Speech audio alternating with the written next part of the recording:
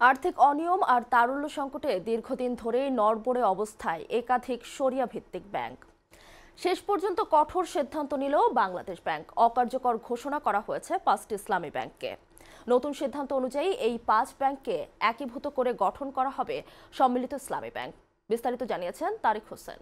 আর্থিকভাবে বিপর্যস্ত শরিয়া ভিত্তিক 5টি ব্যাংককে অকার্যকর ঘোষণা করেছে বাংলাদেশ ব্যাংক। বিলুপ্ত করা হয়েছে এসব ব্যাংকের পরিচালনা পর্ষদ, বসানো হয়েছে কেন্দ্রীয় ব্যাংকের প্রশাসক। 5 নভেম্বর বুধবার কেন্দ্রীয় ব্যাংকের এক চিঠিতে এসব জানানো হয়। ব্যাংকগুলো হলো ফার্স্ট সিকিউরিটি ইসলামী ব্যাংক, গ্লোবাল ইসলামী bank, union bank, Exim bank এবং সোশ্যাল ইসলামী ব্যাংক।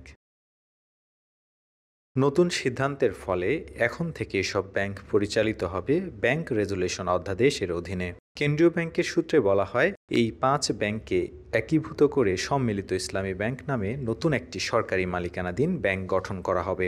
এদিকে ব্যাংকগুলোর শেয়ার মূল্য শূন্য ঘোষণা করে বাংলাদেশ ব্যাংক। কাউকেই ক্ষতিপূরণ দেয়া হবে না বলেও জানানো হয়। কেন্দ্রীয় ব্যাংকের ভাষ্য, আন্তর্জাতিক নিয়ম অনুযায়ী ক্ষতিগ্রস্ত কোম্পানির শেয়ারের মালিককে লভ্যাংশের পাশাপাশি ক্ষতির ভাগও নিতে হয়। এই 5টি ব্যাংকের ফাইন্যান্সিয়াল হেলথ এতটাই খারাপ যে শেয়ার হোল্ডারদের ইকুইটি বা নেট অ্যাসেট ভ্যালুটা নেগেটিভ। পার শেয়ারে প্রায় 300 টাকার মতো নেগেটিভ রয়েছে, যার কারণে আমাদের বিনিয়োগকারীরা কিছুই পাচ্ছে না। তো এর মধ্য দিয়ে একটি মেসেজ যাচ্ছে সবার জন্য শিক্ষণীয় আর কি, যে আমাদের জেনে শুনে বুঝে বিনিয়োগ করতে হবে। এমন পরিস্থিতিতে আমানতকারীদের আতঙ্কিত না হওয়ার পরামর্শ কেন্দ্রীয় ব্যাংকের।